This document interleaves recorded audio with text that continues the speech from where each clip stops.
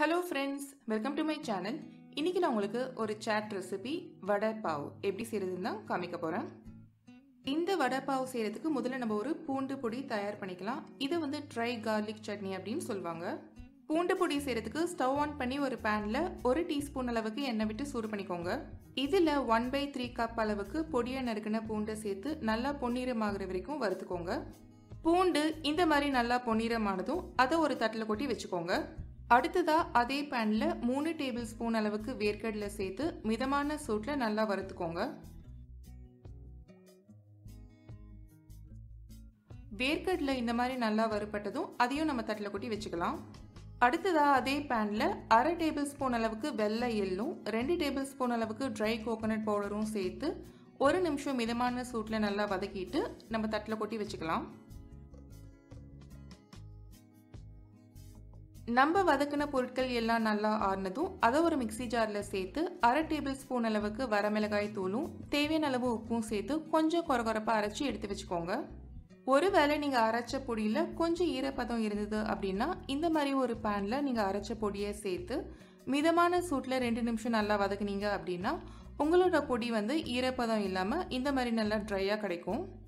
இப்போ நம்மளோட வடைப்பாவுக்கு தேவையான ட்ரை கார்லிக் சட்னி தயாராயிடுச்சு.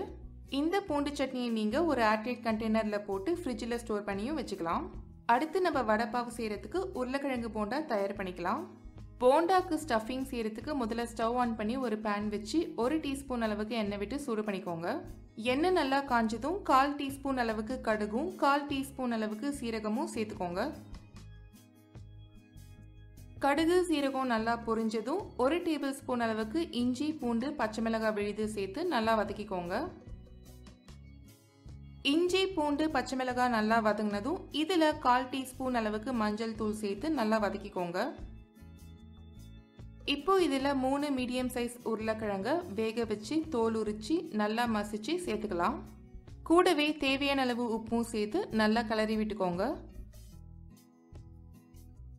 இந்த மாதிரி நல்லா கிளறி விட்டதுக்கு அப்புறமா கடைசியா கொஞ்சமா மேல கொத்தமல்லி தழை தூவி ஒரு தடவை நல்லா கிளறி விட்டுட்டு ஸ்டவ் ஆஃப் பண்ணிட வேண்டியதா. இந்த உருளைக்கிழங்கு மசாலா நல்லா ஆறுனதும் அதை நம்ம சின்ன சின்ன உருண்டைகளா பிடிச்சி எடுத்து வச்சுக்கலாம். இப்போ நம்ம வடை பாவுக்குள்ள வைக்கக்கூடிய உருளைக்கிழங்கு போண்டாக்கான ஸ்டஃபிங் தயாராயிடுச்சு. அடுத்து நம்ம போண்டாக்கு தேவையான மேல் மாவை தயார் பண்ணிக்கலாம். போண்டா மாவுக்கு ஒரு பாத்திரத்துல 3/4 கப் அளவுக்கு கடலை மாவு சேர்த்துக்கோங்க. அடுத்து 2 டேபிள் ஸ்பூன் அளவுக்கு அரிசி மாவு சேர்த்துக்கோங்க.